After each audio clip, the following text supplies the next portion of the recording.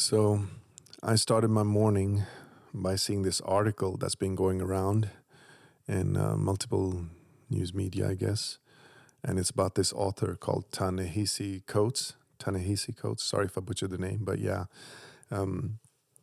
quite a celebrated author who originally wrote the book Between the World and Me, which I have not read. But why it's being talked about now is because of this new book called The Message, where in the book's longest section, Mr. Coates actually travels to Palestine and sees the truth with, I guess, quite devastating effect. And in the article, which is obviously through a journalist that's interviewing him, so it's that perspective we get. But he feels that Coates has sort of maybe a feeling of betrayal between modern Western media and well, people in general, maybe. And it's on this issue of Israel and how it's been handled for such a long time in media.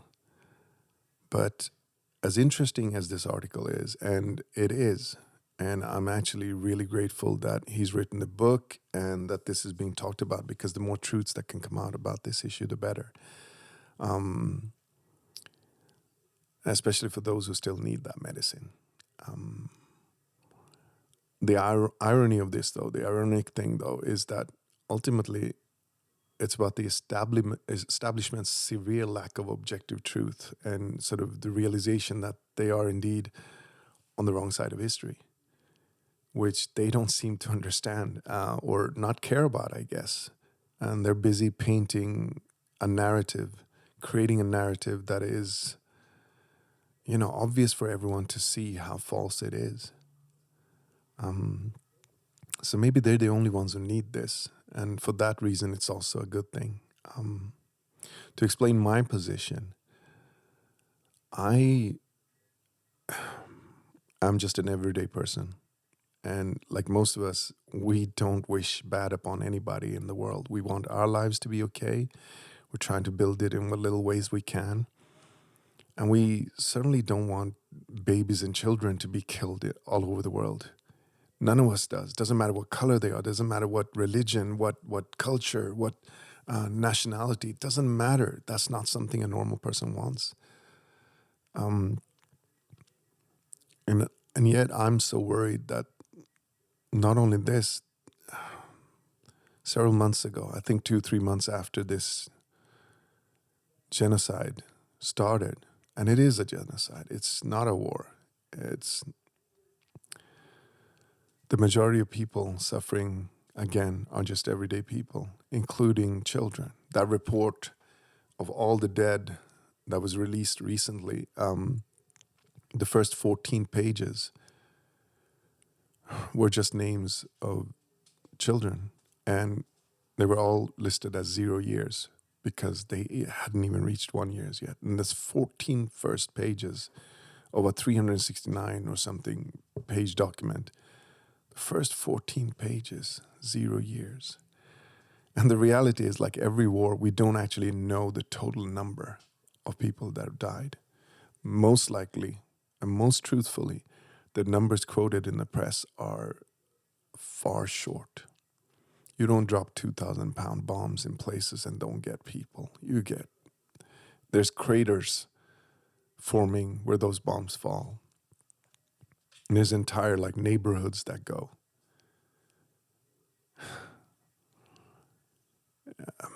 And my thought is constantly, I'm just coming from that perspective.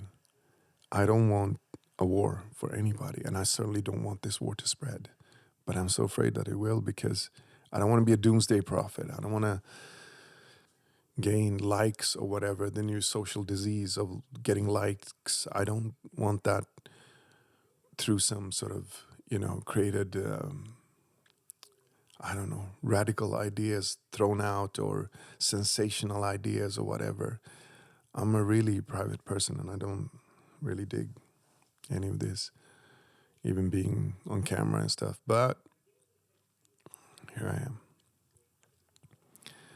Again, as to get back on topic, this book, The Message by Ta-Nehisi Coates, I'm very grateful for him writing it, because the more truths that can come out there, the better. But Western media and journalism has, in factual reality and in liaison with Western powers, unquestionably been supporting the very cruelty and the very racism and the very oppression of the rulers against the oppressed. That is really where we're at, and have been for a long time. Media will only give you ideas of freedom and things on the accepted topics, if you will, within a culture, within the Western culture. And the Western culture definitely has its villains and its thieves and good heroes, and most obviously painting itself as a hero and the culture that it belongs to. And that's been the narrative going for on and on. And the majority of people who live in these countries are caring about, their everyday things, having family life, having, a good sort of future. They don't really dig too deep into it, because let's face it, who wants to be reading about negative things all the time? You can't live that way. But some things obviously are too important. And especially where people are dying. And yet, very ruthlessly, Western journalism and media has had such a severe bias on this topic that it's the one topic that's revealed the truth about a lot of things in the West. Western journalism, values media, etc., portrays itself as a beacon of enlightenment, self-awarded, by the way. It's included Israel, without question, into that value system, and has treated it, in fact, as its holy golden cow. And it cannot be questioned or criticized under any circumstances. Woe to the one who dares. Ostracism, shunning, ridicule, constant bullying will follow anyone who dares. Just ask Norman Finkelstein. And Miko Peled.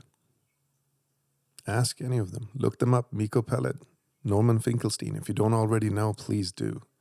And they're only two. There's a lot more people.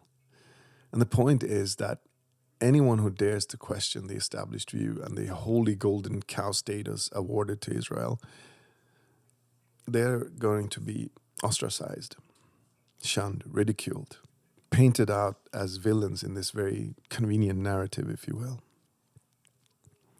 Ultimately, though, Western journalism is going to have to deal with its complicity in this ethical debacle, with its whitewashing, severe genocidal bias, and outright lies to justify this longest ethnic cleansing in the history of humanity, I guess, as well as the most documented genocide in history.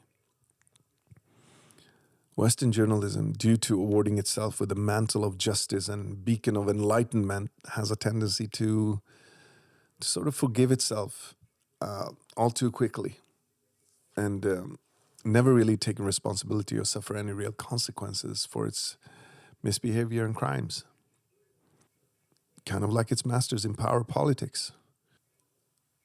Now we have this democratic representative who might pose as another false beacon to satiate the Western ideology's own mirror of sort of self-congratulation at voting in someone who supposedly represents Black and South Asian, or just Asian Indian really, colors, to strengthen the empty facade of the West being sort of this beacon of hope and enlightenment, which really is utterly false. And the true narrative, and the factual and objective reality of Gaza and Palestine disproves this, which is really yet another reason that it's not given the space it should have in Western media.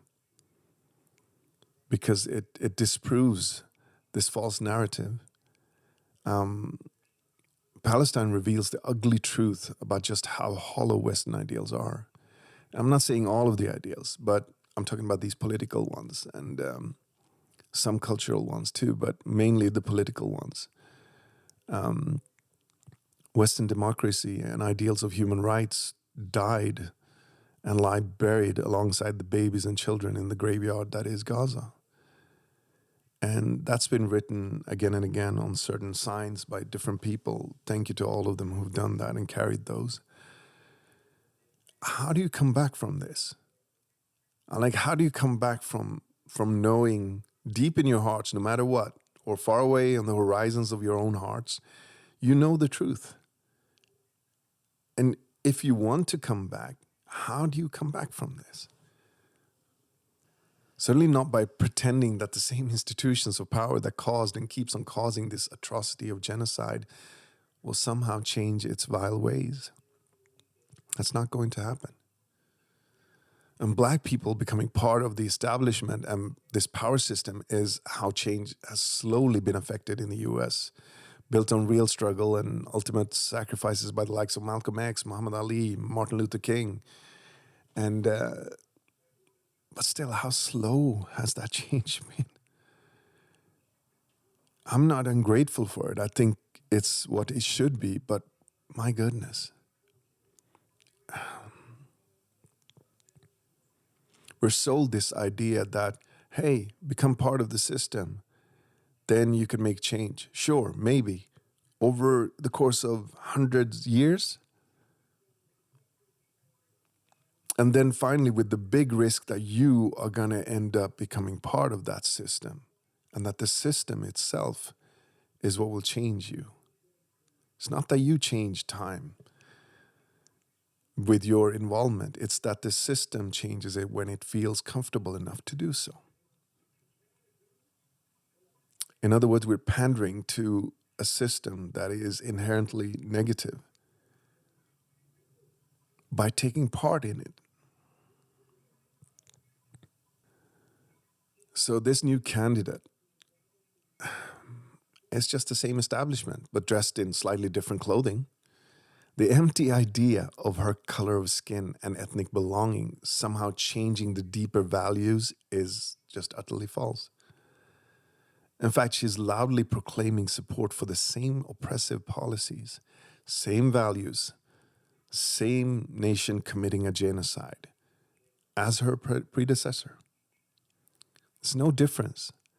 The man who's going to go down in history with a genocide added to his name, she isn't really any different.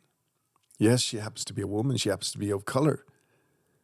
Now, those things are going to be absorbed by the same ruthless, self-serving power system that will use Black, South Asian, and woman to perpetuate that same lie, that same illusion. This system does not represent anyone or anything but itself.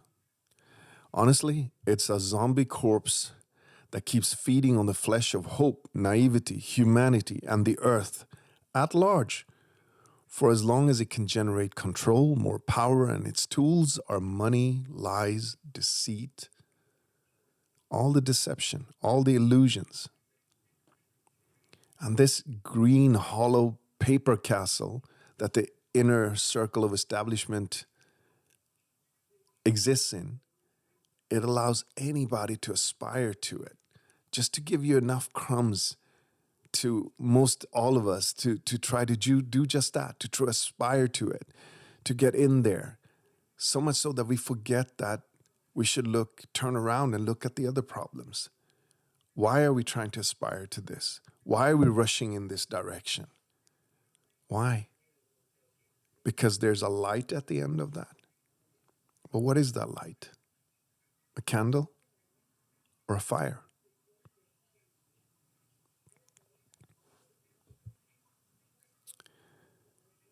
If you reach that castle, green paper castle, you definitely have to sign on to its way of thinking, its own policies.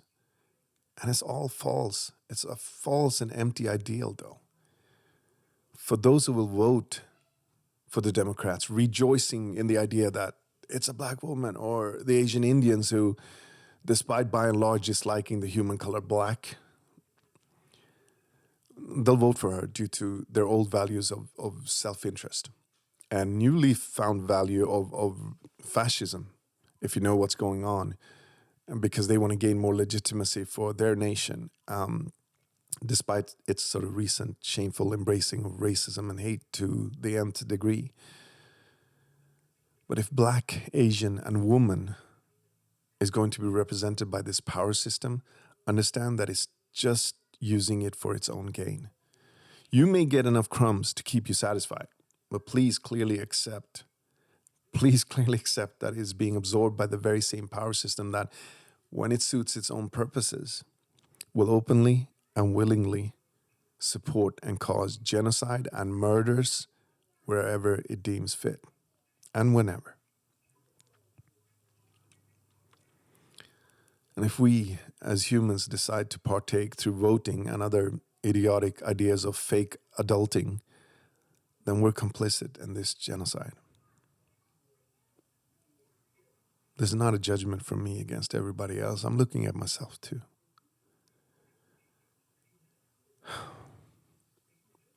Essentially, we just nicely play into the hands of the empire. If you love those movies and you've ever watched them, please realize what's happening and which side you're actually on. The rebels don't have armies to this degree. They don't. The empire does. It has all the weapons, just like this empire. Ethically and morally, you can't partake in a system that causes and supports genocide without being complicit, especially if the representative you're voting for supports that same genocide, whether Black, Asian, woman, man, orange, and green, does not matter. Ultimately, what's striking about this article about Ta-Nehisi Coates isn't the reality of what's going on in Gaza and historically Palestine, because the majority of the people of the world side with the Palestinians. It's only two countries really that aren't, except the political and media power systems, of course, in all these other countries too. The powers that be, they don't represent the people. And that divide is extremely clear in almost all of these countries. And it's simply because the majority of people of the world were amongst those who are struggling, not those who are ruling. That's not us. And it's also clear that in the extreme, really, that what's going on in Gaza is apartheid and ethnic cleansing. It's only the Western journalists and media who've been supporting this criminal endeavor for so long who have to come to terms with it. They're siding with empire, effectively putting them on the side of the slave owners, or the side of all historical racists, on the side of the Germans, or at the very least the unwilling and hesitant powers that sat by idly, letting Jews be demolished and destroyed, and on the side of the South African apartheid regime.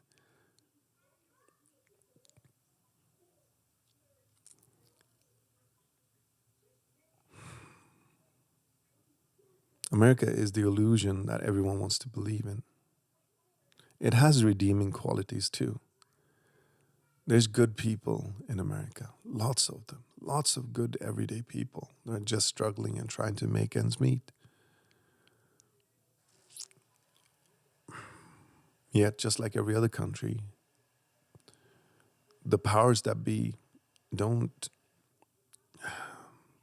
helping. They're not helping anybody. Granted also that yes, in America there's a large, sizable part of the population that actually supports the genocide, that's for it. They've gone kind of quietly into their clubs and places where they're away from, the spotlight a bit, since this genocide has been going on for such a long time that even they feel and understand and know the truth.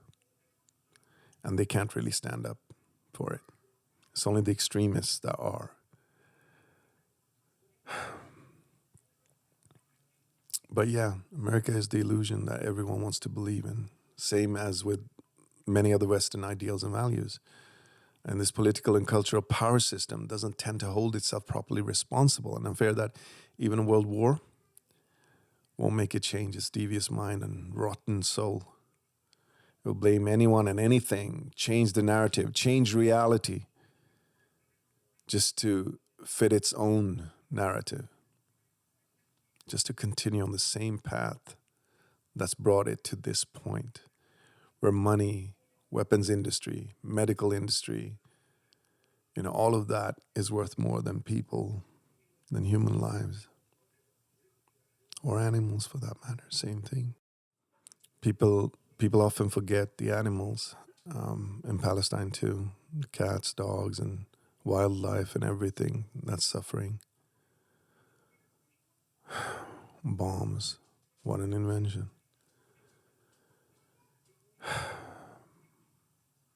But yeah, this power system doesn't hold itself responsible or take accountability for its crimes. Same with Western journalism and media, which will publish all of these things, but in reality, we are where we are because of this long narrative of hate against Palestinians, against Muslims, and all of that. How do you think it's going to end? It's only going to end one way, and that's the killing of other human beings, callously killing them. And an abuser doesn't really have friends because he or she will only listen to the view that agrees with its own narrative. And that's pretty much what Western media and journalism is. You either agree with our value system and we will write 100 million articles proving its reality, no matter how many lies and how much deceit is in that. They'll continue doing that. And they don't know who their friends are. A friend who wants well for them is not going to be heard because you either agree with them or you're against them. That's sort of the only stance that's there. I have for a long time, for years before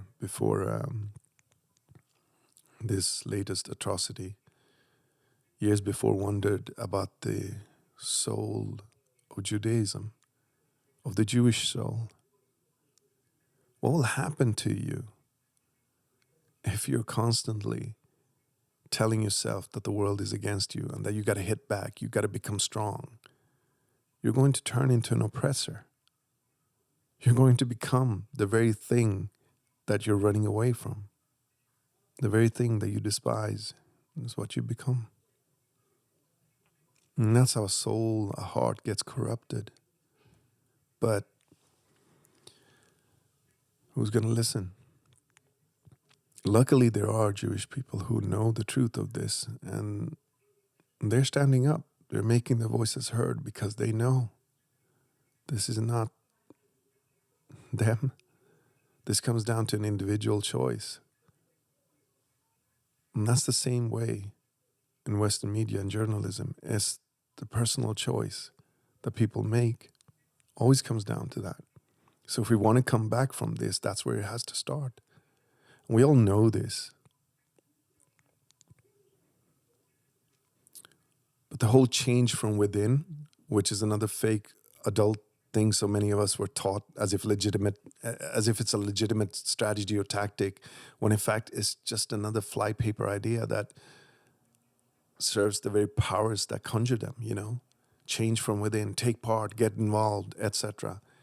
Not if the system is corrupt. The system needs to change. Not that people go in and try to change it from within. Sometimes it has to be done from the outside. While all these Western journalists debate and struggle with their own sort of self-created moral problems and lies, the many people out in the world are protesting loudly because they know the truth.